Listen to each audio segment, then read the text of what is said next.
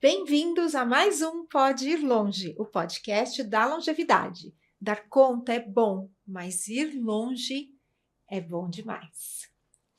E hoje a gente vai falar de um assunto super relevante e perigoso também, né? A gente vai falar um pouco sobre riscos de medicações para idosos, né?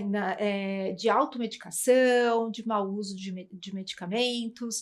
E para falar sobre isso com a gente, hoje nós convidamos a doutora Adriana Nancy, que é doutora em Ciências Médicas pela FMUSP, e também gerontóloga e mestre em gerontologia, também pela Universidade de São Paulo. E além do mais, ela é gestora de projetos pela Universidade Anhembi Morumbi. Então, em primeiro lugar, super bem-vinda e obrigada por atender o nosso chamado e vir aqui discutir com a gente esse tema tão relevante. Eu que agradeço pelo convite, pela oportunidade, porque é um tema muito importante e necessário, tanto na área da gerontologia quanto da geriatria. Exatamente, é isso aí. E aí eu queria te falar uma coisa assim, primeiro, que eu acho que é um tema que eu acho que é um pouco cultural do brasileiro, e que eu não sei se intensifica, quero te perguntar isso também, com os idosos, que é a automedicação. Isso, você acha que os idosos praticam mais essa modalidade ou é a população em geral? Como é que é isso? Assim, quando a gente fala em medicamento, no nosso país tem essa culturalização da medicalização. Ou seja, há uma queixa de uma dor de cabeça, um mal-estar, já pensa na medicação. Aí vem o quê? O consumo de automedicação. Então, quando a gente pensa em prevalência, observa-se que a automedicação está sendo utilizada em todas as faixas etárias. E na velhice também. Muitas automedicações são consumidas na velhice para tratar dores. Dor muscular, enxaqueca, enfim, qualquer outro mal-estar.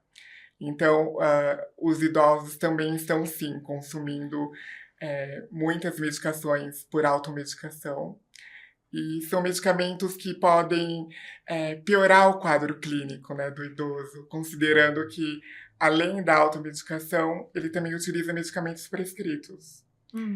E, enfim, aí vem a polifarmácia, aí com a automedicação aumenta, né, o número de medicamentos e aumenta o risco no qual ele vai estar suscetível, Exposto, né? Ele vai estar se expondo a mais riscos com a automedicação. Como quais riscos? Reações adversas, né? Por exemplo, muitas... na minha tese, né, de doutorado, eu estudei medicamentos anticolinérgicos. O uso de medicamentos anticolinérgicos associados à cognição.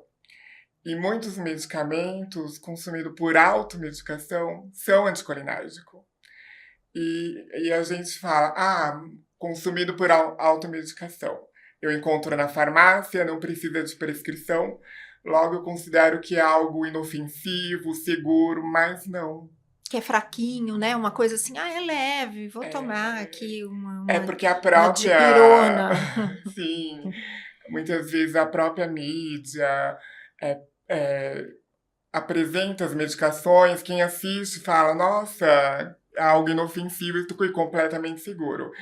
E não há medicamento completamente seguro. Sim. Toda medicação pode levar a algum risco. Sim. E como eu disse, muitas medicações consumidas por automedicação também são anticolinérgicas.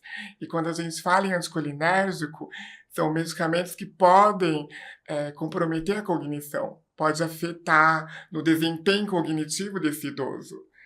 Então, muitas vezes ele pode estar consumindo medicamento por automedicação e ele pode estar tendo uma piora no desempenho cognitivo e ele não sabe que é aquela medicação que ele toma por automedicação que pode estar levando essa piora na cognição. É verdade.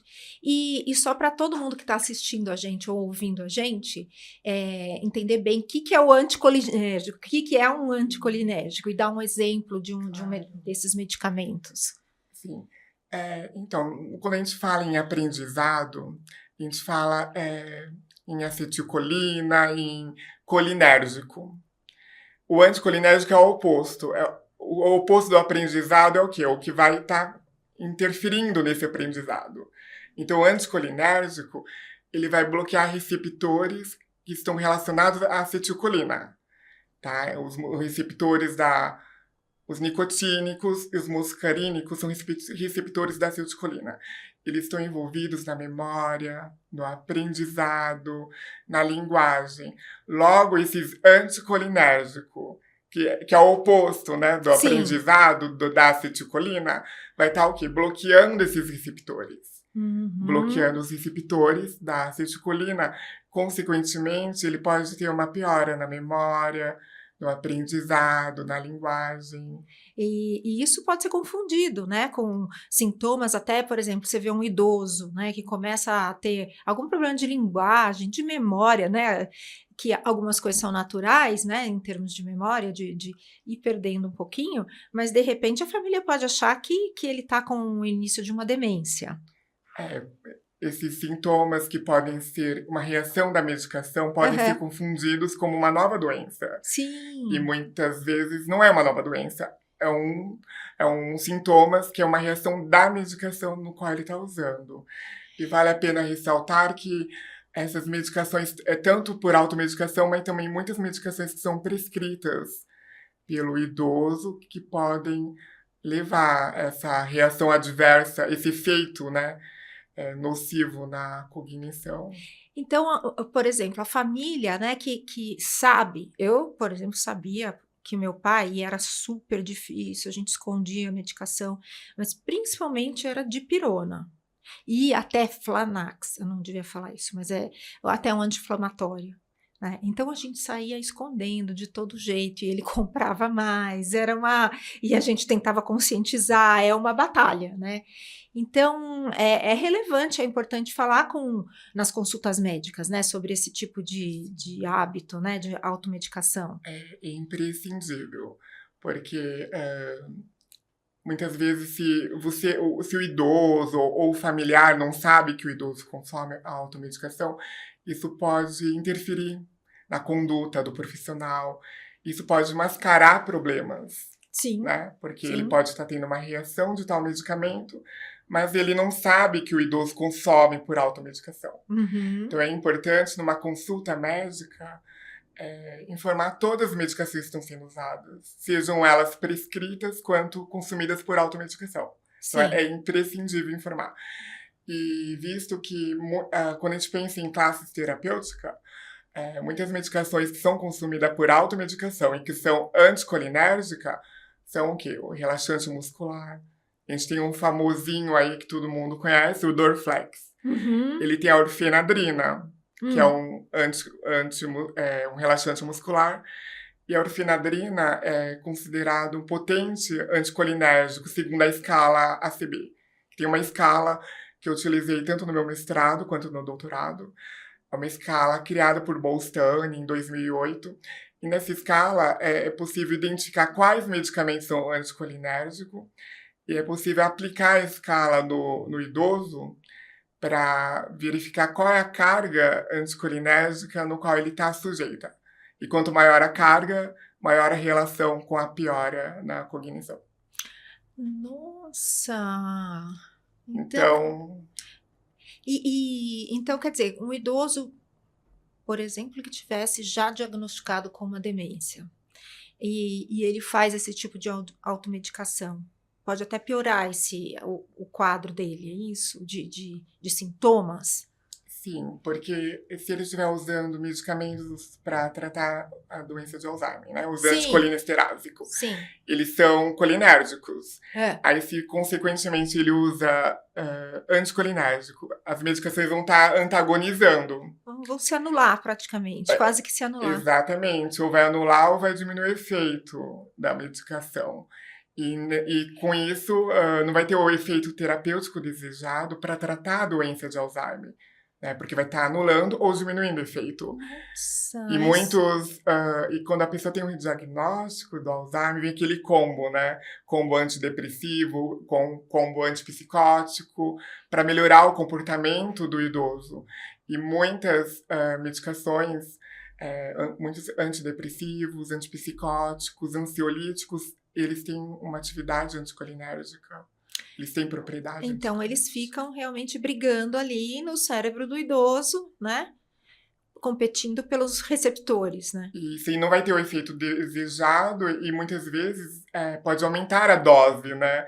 E sabemos que os medicamentos anticolinsterásicos, eles têm vários efeitos colaterais, né?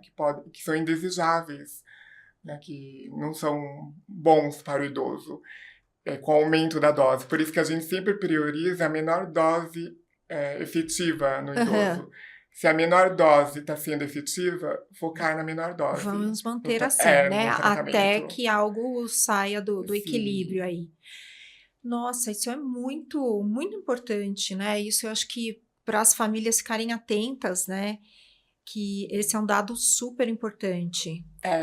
Vale a pena ressaltar, né, Márcia, que o uso do medicamento, quando a gente fala em usar o medicamento, a gente não está dizendo que o uso é proibido, né?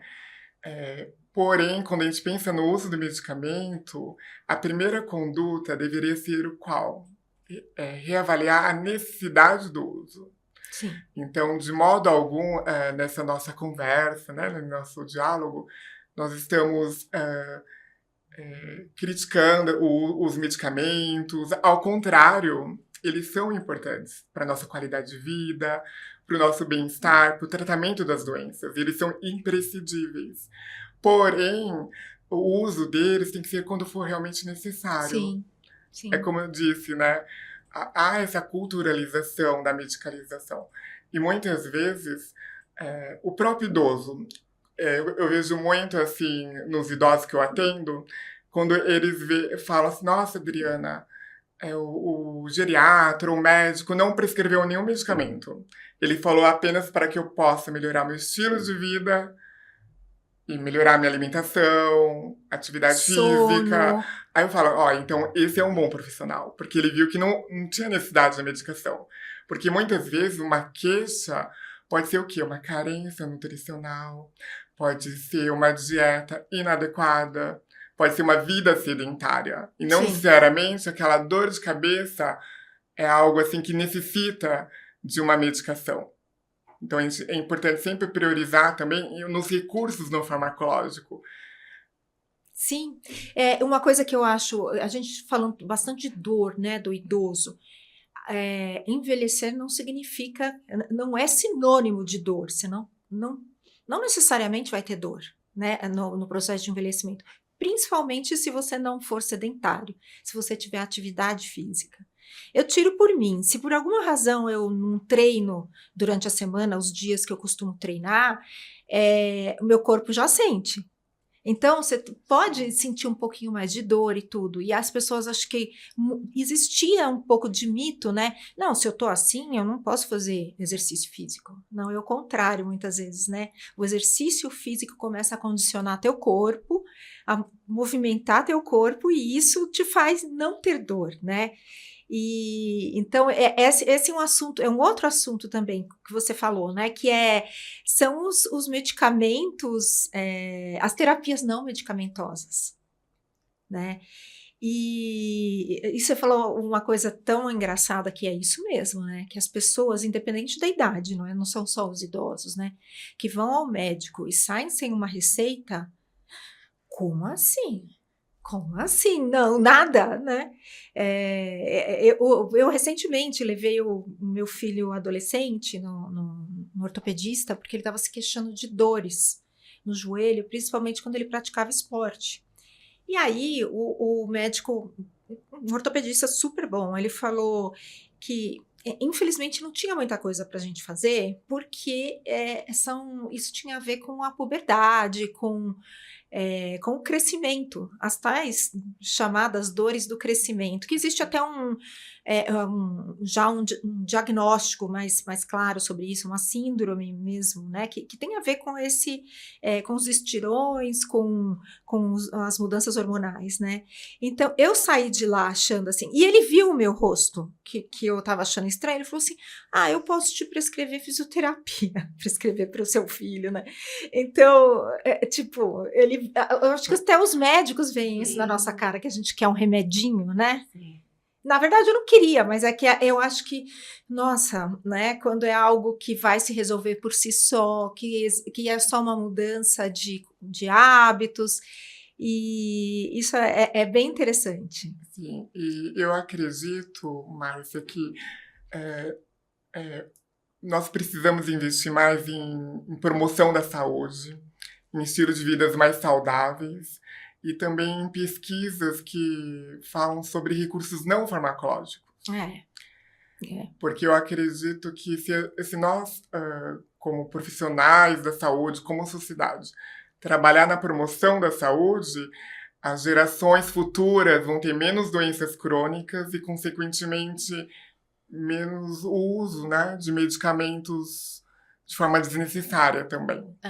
É isso mesmo, né? E é em linha com o que a Organização Mundial de Saúde, né, no capítulo de envelhecimento, fala, né, sobre o envelhecimento ativo, que as sociedades mundiais deviam mudar os hábitos ou a cultura da reatividade. Eu só vou cuidar da saúde quando ela estiver ruim, né? E é uma mudança de mindset, uma mudança cultural gigantesca que não, vamos cuidar da saúde antes, não vamos deixar ela ficar ruim, né? Ter práticas mais saudáveis, né?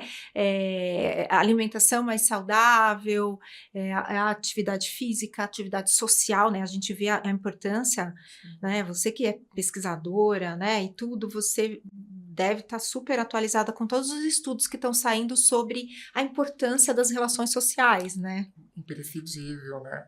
Quando a gente pensa em qualidade de vida, em bem-estar e até prevenção de demências, né? O engajamento social, as relações são importantes. As relações afetivas. É um fator de proteção de demências. De depressões, por exemplo, né? As pessoas quererem se jogar para fora, né, para a vida, né, para realmente encontrar pessoas. A gente falou muito sobre o que aconteceu na pandemia com os idosos, né? Toda aquela clausura que eles sofreram, né? A gente que trabalha com isso, a gente viu o quanto isso interferiu na saúde clínica mesmo deles, né? Uma fragilidade maior, mais índices de depressão. Então, daí a importância, né, desses outros hábitos saudáveis. Sim, quando a gente fala em velhice, em geriatria, em geronto, é importante a gente pensar no biopsicossocial e até espiritual. Sim. Nós não somos apenas um físico, um corpo, né? Nós temos o emocional, o social, que é muito importante, e até o espiritual, e entre outras fé, questões. Né? O poder da oração, Sim. É tanta coisa, a gente podia ficar aqui a tarde toda, né? Exatamente. E ainda falando de medicação, e dessa coisa que eu acho que as pessoas, é aquela história, né? O que você toma quando você tá com alergia? Daí o teu amigo fala, o teu vizinho fala, né? O que você toma para dor? Olha, tô tomando um negócio maravilhoso aqui, um derivado de opioide. Aí, enfim, né? É esse boca a boca que é difícil. E uma outra coisa que também a gente vê bastante é a ideia de que o fitoterápico é totalmente seguro, inócuo, né? Não vai trazer nenhum problema. A gente tem que considerar que o fitoterápico ele pode interagir com as medicações em uso, né? Então ele não é nada inofensivo também. Porque muitas vezes eu já atendi idosos que tomavam um chazinho com todas as medicações. E esse chá ele pode interagir com a medicação que vai ser tomada. Então tem que tomar muito cuidado assim, com achar que é algo inofensivo. Uhum. E às vezes a pessoa substitui ao invés de tomar uma água, vai falar, eu vou tomar um chazinho porque eu não gosto de tomar água. Porque o idoso, por si só, ele sente menos necessidade de tomar água. Porém, é necessário tomar água, né? Sim, e às vezes ele fala, não, vou tomar aquele meu chazinho, e sempre vai tomando só o chazinho. Aí toma o chazinho pra tudo, pra tomar medicação, pra tudo. Pra dormir, pra aquecer. E esse chazinho, ele pode, muitas vezes, interferir, né? Pode causar algum desequilíbrio, pode levar, de repente, a uma hipertensão, pode sobrecarregar os rins dele, pode interagir com a medicação em uso. Então, tem que tomar bastante cuidado também. Porque o corpo do idoso está mudando, né, Adriana? Sim. É importante considerar todas essas alterações que já são esperadas, né? Sim. Com a velhice. O metabolismo é diferente, assim, né? Já vai diminuindo um pouco em algumas funções. Quando a gente fala em farmacocinética e farmacodinâmica, no idoso, ela é diferente, né? Sim. Tem essas alterações que já são esperadas na farmacocinética e na farmacodinâmica, que vai deixar o idoso mais suscetível ao uso das medicações. Ele vai estar mais vulnerável a ter toxicidade farmacológica devido a essas alterações que acontecem. Sim. Na fisiologia, na anatomia dele. Dica importante aí, hein, gente? Né? A gente tem que prestar atenção, né, nisso, lembrar disso, né? Quando a gente é mais novo, mais jovem, tudo é metabolizado mais rápido, tá tudo funcionando 100%, né, na maioria das vezes. Então, mas é diferente no idoso, né? Então, realmente algumas precauções têm que ocorrer, né? E alguma coisa assim de armazenamento e descarte seguro. Será que os idosos eles fazem esse bom armazenamento? Quais as dicas para isso? O que eu vejo no dia a dia, porque assim, ainda mais os idosos que são mais independentes. Tá? Por exemplo, a USP tem a USP 60 mais. No meu mestrado eu tenho alguns artigos que eu publiquei, trabalhei com esse público, né, de idosos. Eles têm um perfil de idosos mais independentes, têm autonomia, são considerados saudáveis, porque quando a gente fala na velhice, o indicador de saúde não é a ausência de doença. O indicador de saúde é o quê? A funcionalidade. Se ele é funcional, ele tem saúde. Então, a quantidade, o número de doenças não vai interferir se ele é saudável ou não. Se ele tem doenças crônicas e as doenças estão controladas, então ele é considerado saudável. Se ele, por exemplo, toma banho sozinho, se ele se alimenta sozinho, se veste sozinho, isso ele é considerado saudável, né? Esse que é um indicador, né? Na velhice, e a funcionalidade, né? Sim. Se ele tem autonomia e as capacidades, né, de vida diária, né, preservadas. Né? Tomada de decisão, né, controle financeiro, se ele ainda está hábil para fazer tudo isso, ele, né, é um indicador de que ele está saudável. Então, não é a ausência de doenças, né, certo. Mas sim a funcionalidade. E esse perfil de idosos da USP 60 mais, eles são polimedicados, porque eles têm muitas doenças crônicas, e eles são idosos independentes, têm autonomia e ficam o dia inteiro na rua. Vão lá para a USP 60 mais.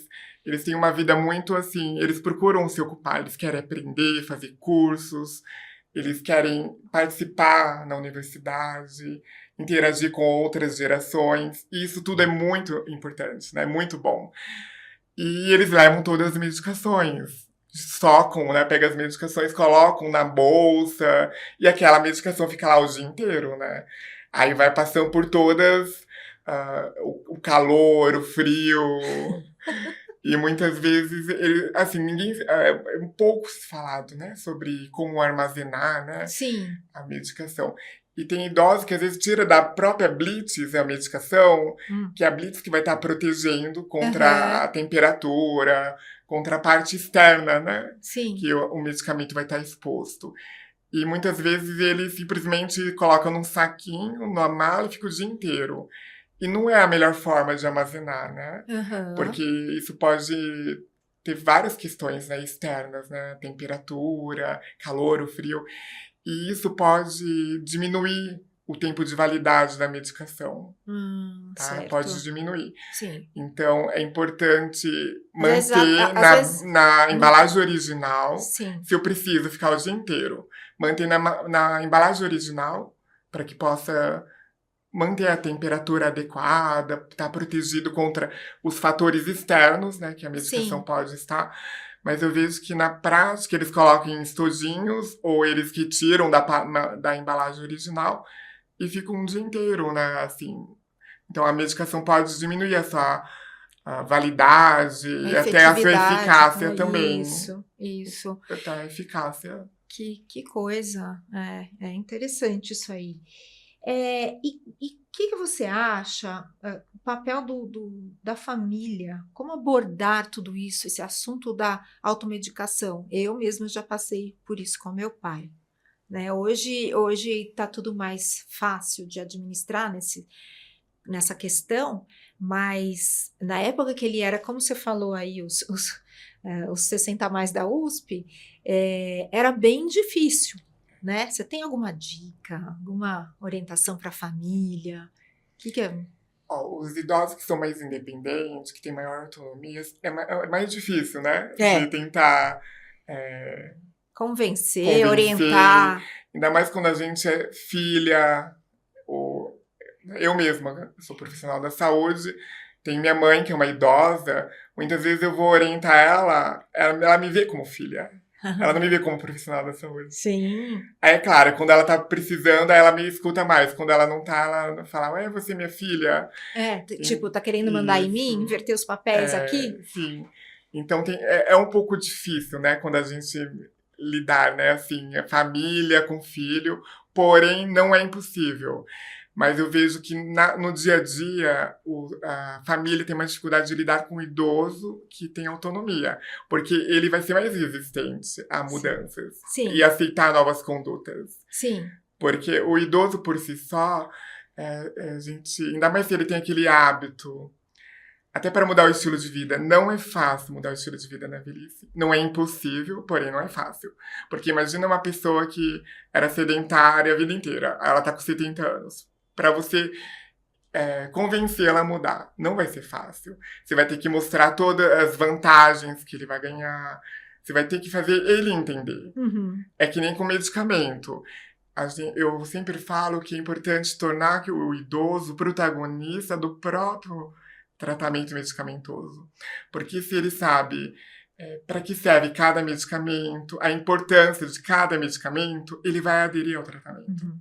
Porque ele vai saber a importância do uso. E o risco dele não usar, o que vai acontecer se ele não tiver adesão ao tratamento? Então é importante fazer com que ele se torne protagonista, aí ele vai ter mais responsabilidade em relação ao uso. Ele vai ver a importância de usar um medicamento e vai aderir ao tratamento. Porque eu vejo que há idosos que têm uma certa resistência, assim, para aderir ao tratamento. Sim. Ainda mais os que são muito polimedicados, eles se queixam, né, da quantidade de medicamento. Mais medicamento? Não quero, né? Isso, eles se queixam. Eu assim, o que eu fui aprendendo e vendo e fazendo com meu pai, principalmente, era mais ou menos isso. Empiricamente, eu fui fazendo isso que você falou, de ele ser o protagonista, dele achar que ele estava no comando o tempo todo, né? E aí eu ia na base do convencimento, ia comendo pelas beiradas, né? Muitas vezes levando informações, às vezes escrita, né? Falando, olha, pai, isso aqui, saiu esse estudo assim, fazia um resuminho, uma coisinha assim, coisa muito simples para que ele pudesse ler, né? E aí também, aí vai dica para as famílias aí que estiverem assistindo, ouvindo, eu sempre usei os médicos, os profissionais de saúde como meus aliados. Então, eu sempre, ou eu mandava mensagem para o médico antes, ou eu ia com uma cartinha, uma folha, e já deixava para o médico para ele ler alguma coisa antes da consulta. Usava a secretária como aliada também. Olha, você pode mandar isso para o doutor ler? Falando. E aí eu pedia para o médico ele explicar os riscos, ele explicar que não era para tomar aqueles medicamentos, ele explicar que era importante ele parar de dirigir, infelizmente, que ele entendia que era difícil, mas que o meu pai teria que tomar esta ação em algum momento. Então, é isso, né? É você deixar ele no controle dentro do possível, né? Como protagonista, como você disse. É importante a gente incentivar a autonomia, né, do Sim. idoso. Ainda mais quando ele tem autonomia, ele é capaz de gerenciar a sua própria vida. Você vai estar lá apenas assim, observando, dando aqueles detalhes, né? Sim. Assim, meio Você vai fazendo intervir quando o for acabamento, algo... assim, vai deixar com que ele seja o protagonista da própria história, da própria existência dele. Sim. Então é importante, sim, esse incentivo. Mas é importante a gente estar sempre junto. Sim. Porque se, porventura, ao decorrer desse percurso, ele começar a apresentar algum declínio, seja cognitivo, ou outros, né? Uhum. É importante a família estar sempre junto, para estar acompanhando. Sim. Porque a família que, conhecendo esse idoso, vai saber, calma, meu pai, ele tá tendo algumas mudanças, né? Uhum. Isso, ele não era assim, agora tá desse jeito. Então é importante a família estar sempre junto do idoso. E é verdade. Você tem algumas dicas, alguns alertas, né, do que a gente tem que ficar observando, né, quando você tem... E aqui, gente, a gente não está falando, lógico, uma pessoa de 60 anos, né? A gente vai falar de uma pessoa de 80, né, para frente, 75, talvez, mas coisas para a gente estar alerta, nós como família, como filhos. O que você pode dar de dica, assim, pra gente? De que pode ser alguma coisa perigosa está acontecendo, alguma modificação importante, né? Assim, quando a gente fala no idoso, é importante você conhecendo o seu familiar. É importante observar mudanças que você fala, minha mãe não é desse jeito, minha mãe não faz isso, minha mãe... então é importante sempre estar observando, porque às vezes algo assim que pode... Essa mudança pode interferir muito na segurança desse idoso, né? Sim, sim. E muitas vezes, quando isso acontece, já... né? Já está em andamento, né? Muitas vezes o que a gente vê é que muitos filhos ou não querem enxergar, não conseguem lidar com isso que os pais estão, ou acham, não, isso vai mudar, vai melhorar. Mas você tem que ficar muito atento, né? Porque o quanto antes você intervir numa situação que realmente precise de intervenção, precise levar ao médico, é melhor, o prognóstico, né, vai ser melhor, a qualidade de vida do idoso vai ser melhor, por mais doloroso que seja para você, filho, né? Então, a gente vê muito isso, né? Então, umas coisas que a gente tem que estar muito atento minha mãe, ela cozinhava super bem, agora ela não consegue mais cozinhar, né?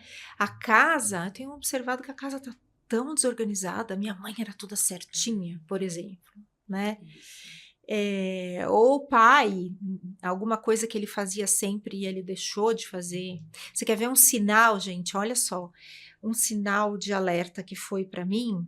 O meu pai a vida inteira jogou xadrez. Eu aprendi a jogar xadrez com ele. Ele era um xadrista excelente. Ele era muito bom, né? Ele era muito bom, muito forte. E aí teve isso depois do falecimento da minha mãe, daí também esse é um outro ponto de atenção, né, na viuvez, tanto para o homem quanto para a mulher, a gente tem que ficar de olho, mas teve uma vez que eu fui visitá-lo com os meus filhos, e o meu filho, que na época era pequeno, devia ter, sei lá, 8 anos, 9 anos, ele estava jogando xadrez na escola, estava aprendendo e tudo, né? Aí eu falei para ele, né, pro meu pai, olha pai, né, o Enzo tá aprendendo a jogar xadrez, ele tá jogando, e jogava bem já. E aí eu falei, joga com ele, filho. Daí meu pai não quis. Aí depois eu fui entender que ele já não estava mais dominando o jogo, entendendo as regras ou o que fazia. A mesma coisa, um outro familiar que hoje também diagnosticado com Alzheimer, a gente jogava baralho a vida inteira, né? Ele jogava baralho a vida inteira, buraco, né? E aí nós fomos jogar buraco num Natal, assim, e aí eu percebi, como eu sou mais da área, né, lido mais com isso, eu na hora bati o olho e falei, opa, alguma coisa está muito errada aqui. Ele não sabia mais segurar as cartas. E ele não sabia mais a regra do jogo. O que ele tinha que fazer? Que era, sei lá, espadas com espadas, ouro com ouro, né? O que era Para ele coringa. era normal, né? Ele conhecia o jogo, né? A vida inteira. E aí, de repente... Sim. Então, são esses sinais de alerta que a gente tem que ficar atento. Às vezes pode ser, sei lá, até falta de vitamina B, né? Pode ser uma coisa simples, pode ser uma interação medicamentosa. Sim. A vitamina B12 está muito relacionada com esse crescimento, né? E Então. muitas medicações podem diminuir a vitamina B12, que nem o omeprazol, conhecido por muitos, né? Nossa, Ele pode muito diminuir a tomado. absorção de vitamina B12. E a B12 pode estar relacionada, a queda da B12 pode estar relacionado a um pior desempenho cognitivo também. Olha isso. Né? Então, isso é importante também, né, ver se o médico não pediu esse exame, talvez sugerir, né, que ele peça. Eles, em geral, pedem. Se for um geriatra, né, um neuro, eles, em geral, pedem. É importante fazer uma investigação antes de afirmar algo, né? Sim, sim. Falar assim, nossa, será que é uma demência? Vamos investigar bem, né?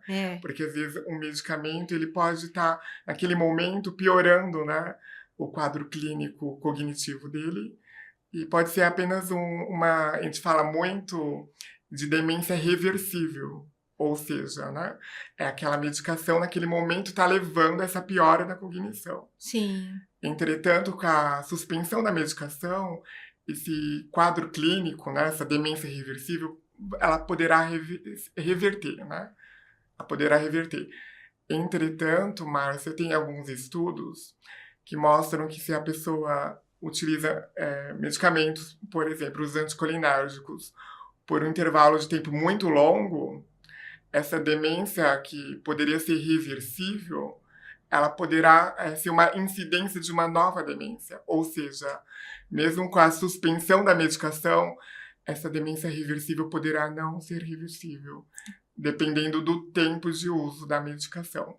Aí ela já fez o estrago e daí não tem jeito. Mesmo suspendendo, não vai ter jeito. Alguns estudos longitudinais que têm acompanhado uma população por 5, 10 anos têm observado que pode ter uma relação de incidência de demência pelo uso de medicamentos anticolinérgicos. Então, algo que possa ser reversível dependendo do tempo de uso. Aí também podemos considerar a dose, a quantidade de uso, mas o tempo de uso pode estar relacionado com a incidência de uma demência.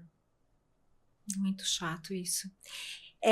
Daí você falou de dose aí, e eu lembrei de uma outra coisa comum, né? Que já usei no passado, então eu vou usar de novo e vou usar a mesma dose, né? Para alguma coisa. X aí. Sim, isso acontece muito, né? Você já usou aquela medicação naquele momento, ela pode até ter sido prescrita, mas foi prescrita naquele momento, né? Sim. E você fala, meus sintomas são parecidos, então eu acredito que eu tenho aquilo, eu vou também usar. Aí começa a usar a medicação por conta própria. E não é certo, não é adequado, né? Sim. Porque esse medicamento, ainda mais o idoso, que não toma só 1 ou 2, né? Considerando na prevalência de uso, né? Os idosos, eles têm maior prevalência de uso de medicamentos para tratar as doenças crônicas, que também são mais prevalentes nos idosos. Então, essa medicação que serviu para aquele momento não necessariamente vai ser necessária agora. Então, a gente não deve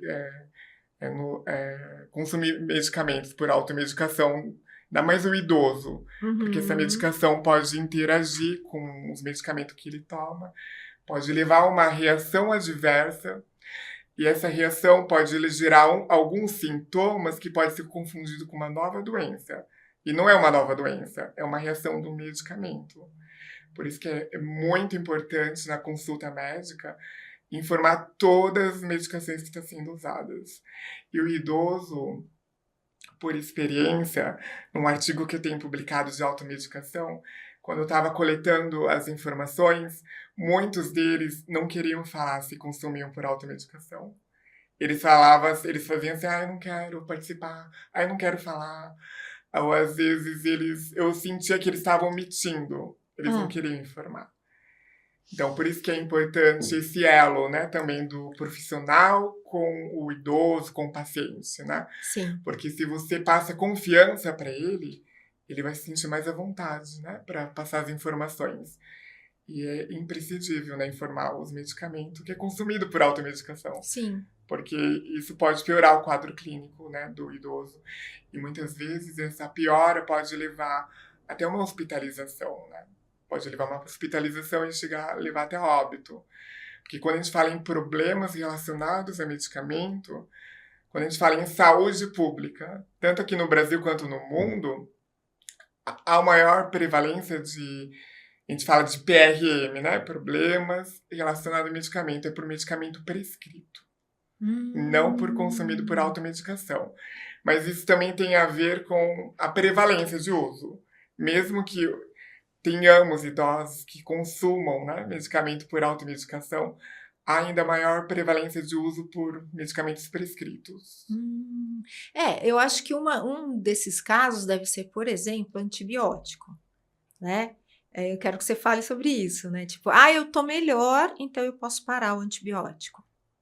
De forma geral, assim, não só com antibiótico, mas quando a gente fala em doenças cardiometabólicas, eu vejo muito idoso, por exemplo, o idoso que tem hipertensão arterial. Aí ele começa a tomar o antihipertensivo, aí a pressão fica, né, certinha, tá ótima. Aí ele fala assim, então eu vou parar de tomar, porque... Já tô bom. minha pressão tá ótima. Mas ele esquece que é o medicamento que tá levando a pressão dele, né? Ficar normal, estável, né? Estável. E às vezes ele quer parar de usar por conta própria, ou ele quer diminuir a dose por conta própria. Então, tem que tomar muito cuidado com isso. E também eu sempre oriento que tem muitos idosos também que acham que com o uso da medicação ele não precisa melhorar ele não precisa se alimentar de forma adequada, de forma saudável. Ele acha que só o medicamento vai resolver.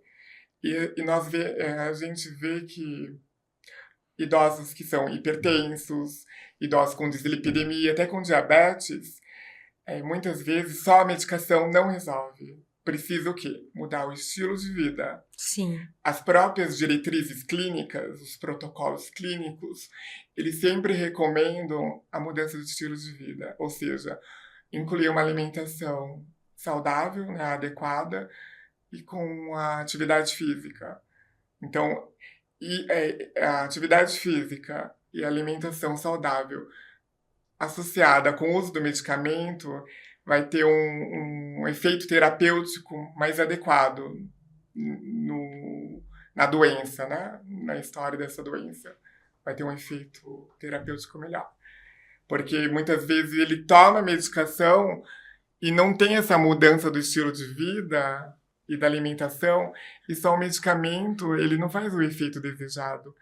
Aí ele procura o médico, aí o médico avalia e vê que não está tendo o efeito terapêutico desejado. E aumenta a dose do medicamento ou prescreve uma nova medicação. Porque quando a gente fala em doenças cardiometabólicas, muitas doenças cardiovasculares têm aquele combo. Ele precisa daquele combo para ter o controle da doença. Mas muitas vezes é a falta da inclusão do estilo de vida que faz com que esse combo aumente. Porque se ele tiver com uma alimentação saudável, com a atividade física e tomando a medicação adequada, essa doença vai ser mais controlada. Sim, sim. Que é o que a gente vê, por exemplo, eu tô super apaixonada pela história das Blue Zones, as zonas azuis do mundo, né? E super intrigada, né? Quer dizer, como é que a gente pode alcançar? Para quem não sabe, essas zonas azuis são seis locais no mundo, né, no planeta, onde pesquisadores observaram que há o maior número de centenários e idosos de maneira geral, e eles vivem muito bem, né? Eles estão muito bem. estão funcionais, ativos até os 100 anos, né? E eles passaram a estudar nessas zonas azuis, né? Uma na Itália, na Sardenha, outra até nos Estados Unidos tem uma, né? Na Califórnia, 2 locais na Grécia, no Japão, a Okinawa, né? Então, eles passaram a estudar isso, né? O que tem, ou o que tem em comum, né? Ou que cada uma dessas zonas, o que eles fazem, né? Que torna esse pessoal tão saudável, né, e longevo. E eles veem que é esse combo de tudo que a gente está falando aqui, né? É a alimentação, muitos deles com uma alimentação muito saudável, né? Cada um deles com suas particularidades, né? Então, na Itália, um estilo um pouco mais mediterrâneo, no Japão, muito mais peixes e legumes. E achei interessante que no Japão eles têm a cultura de comer até estar 90% saciado, né? Então também não tem obesidade, é tudo muito, assim, é de volta para o básico, né? É tudo que a gente está falando aqui, né? Sim. Então lá na Itália e nos outros locais também, mas particularmente na Itália, que os vilarejos são muito, né, muitas ladeiras, sobe e desce, e aí os idosos se encontram para ir aos locais, né, e marcam a tarde de ir tomar um vinho, alguma coisa assim, e vão andando juntinhos, e desce ladeira, sobe ladeira, então tem o exercício aí, né? Então, tudo isso é fascinante, né? Como é que a gente, quando precisar, vamos lançar mão dos medicamentos? Sim, porque o avanço da medicina que também permitiu as pessoas viverem mais, né? Mas a gente também olhar para esses hábitos de vida, né? É como eu falo, de modo algum, né? Eu sou contra o uso dos medicamentos.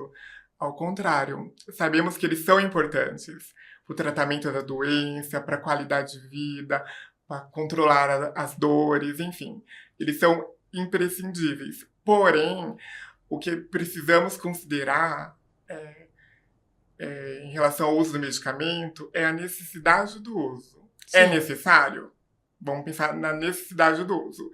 E vamos pensar na racionalização do uso. Sim. Porque, infelizmente, muitos idosos são polimedicados e se for reavaliar o uso da farmacoterapia do idoso, acredito que um ou outro medicamento não precisaria estar sendo usado, porque não está sendo necessário. Eu falo isso tanto para prescrito quanto para automedicação, que nem deveria estar incluso, né?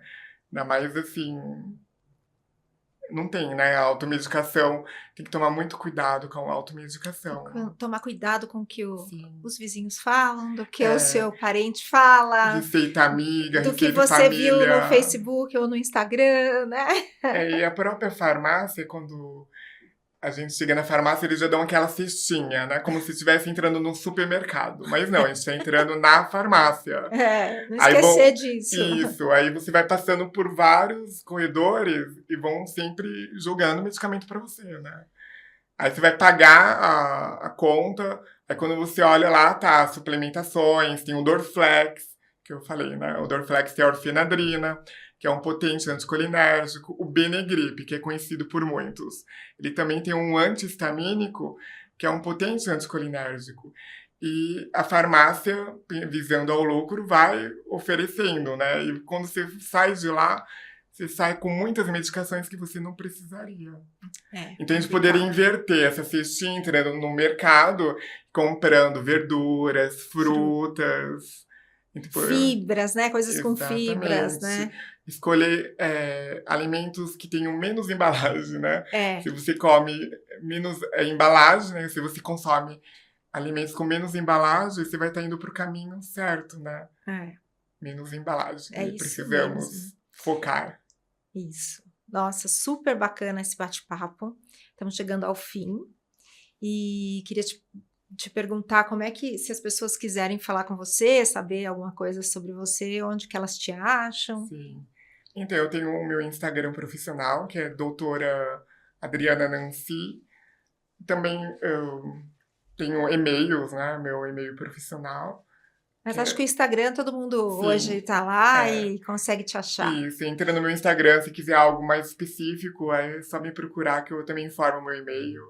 Legal, Tá? ótimo. Mas eu concluo também, né, a nossa conversa, né, que é importante muito a gente focar na promoção da saúde e em estilos de vida mais saudáveis, para que a gente possa, que essa geração nossa, né, seja de jovens, de adultos, que essa geração, quando se tornarem idosos, sejam idosos com menos doenças crônicas e, consequentemente, com menor uso de medicamento, né?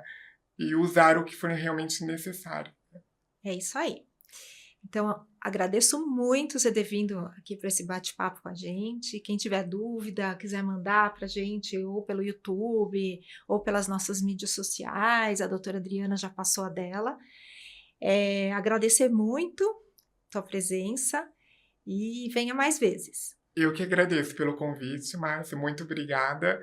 Fico muito feliz de estar aqui, né, que é um assunto muito importante e necessário. É isso aí. Muito obrigada. Então, vamos terminando aqui mais um Pode Ir Longe, o podcast da longevidade.